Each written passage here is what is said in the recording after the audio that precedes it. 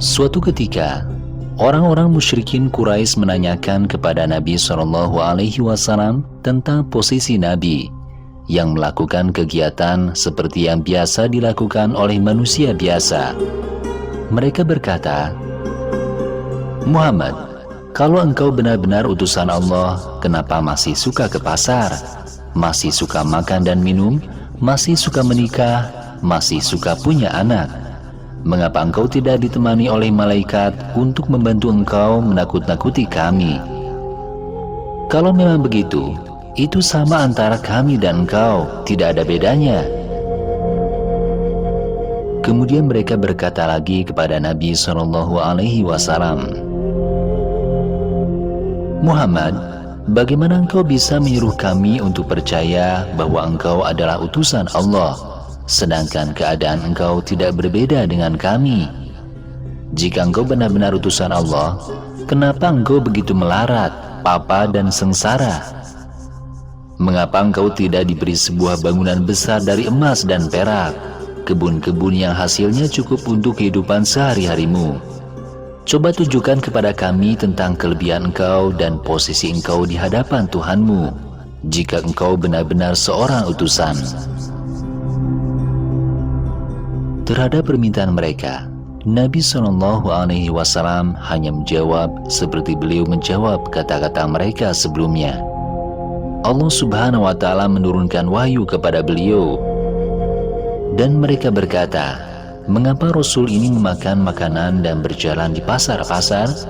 Mengapa tidak diturunkan kepadanya malaikat untuk membuat peringatan bersama-sama dengan dia? Atau diturunkan kepadanya perbendaharaan, atau dia mempunyai kebun yang dapat dimakan hasilnya?" Dan orang yang bersalah itu berkata, "Kamu sekalian tidak lain hanyalah mengikuti seorang yang kena sihir. Dan kami tidak mengutus rasul-rasul sebelum kamu, melainkan mereka memakan makanan dan berjalan di pasar, dan kami jadikan sebagian kamu menjadi ujian bagi yang lain. Maukah kalian bersabar? Tuhanmu Maha melihat. Dan sesungguhnya kami telah mengutus beberapa orang utusan sebelum engkau, dan telah kami adakan bagi mereka itu istri-istri dan anak cucu. Dan tidaklah ada kekuasaan bagi seorang utusan mendatangkan ayat, melainkan dengan izin Allah. Bagi tiap-tiap masa ada kitab yang tertentu." Semua utusan Allah sebelum Nabi Muhammad sama seperti beliau. Mereka membutuhkan makanan, pergi ke pasar, menikah, dan memiliki anak. Karena semua utusan Allah adalah manusia seperti Nabi SAW dan bukan malaikat. Jadi bukan tidak mungkin Nabi Muhammad sebagai utusan Allah suka bepergian ke pasar untuk jual beli, berdagang, dan mencari nafkah, makan dan minum, punya istri, punya anak, dan sebagainya. Jadi sebenarnya mereka telah menyalahi apa yang sudah mereka ketahui sendiri. Inilah jawabannya berisi penjelasan dari Allah atas perkataan orang-orang yang tidak percaya. Di lain waktu, di antara orang-orang musyrikin Quraisy ada seseorang yang bertemu Nabi dan berkata, "Muhammad, mustahil Tuhan mengutus engkau Muhammad, padahal engkau hanya manusia biasa kan?" Saat itu Nabi bersikap tenang. Atas pernyataan itu, Allah Subhanahu wa Ta'ala menurunkan wahyu kepada beliau. Alif Lam Ra. Inilah ayat-ayat Al-Quran yang mengandung hikmah. Adakah menjadi sesuatu keanehan bagi manusia bahwa kami mewahyukan kepada seorang laki-laki di antara mereka? Hendaklah engkau beri peringatan kepada manusia itu dan sampaikanlah berita gembira kepada orang-orang yang beriman, bahwa mereka mempunyai kedudukan yang tinggi di sisi Tuhannya. Orang-orang kafir berkata, "Sesungguhnya orang ini Muhammad benar-benar tukang sihir yang nyata. Dan kami tidak utus sebelum engkau itu, kecuali beberapa orang laki-laki yang kami beri wahyu kepada mereka.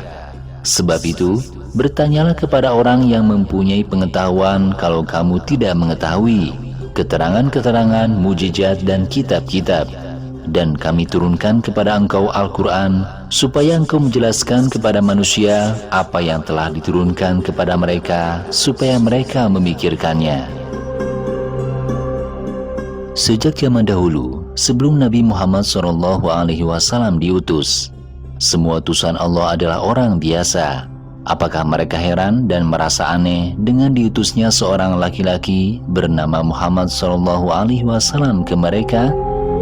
Sudah sepatutnya Allah mengutus utusannya kepada manusia dari manusia juga, dan tidak patut Allah mengutus utusannya kepada manusia dari para malaikat. Oleh karena itu, manusia tidak perlu heran dan harus berpikir matang-matang terlebih dahulu. Allah tidak mengutus seorang utusan kepada manusia, melainkan seorang laki-laki yang diberi wahyu dan tidak berasal dari makhluk malaikat. Oleh karena itu, jika orang-orang musyrik tidak percaya, hendaklah mereka bertanya kepada ahli ilmu tentang kitab-kitab sebelumnya, seperti Yahudi dan Nasrani. Allah mengutus utusannya dengan keterangan dan kitab sebagai bukti.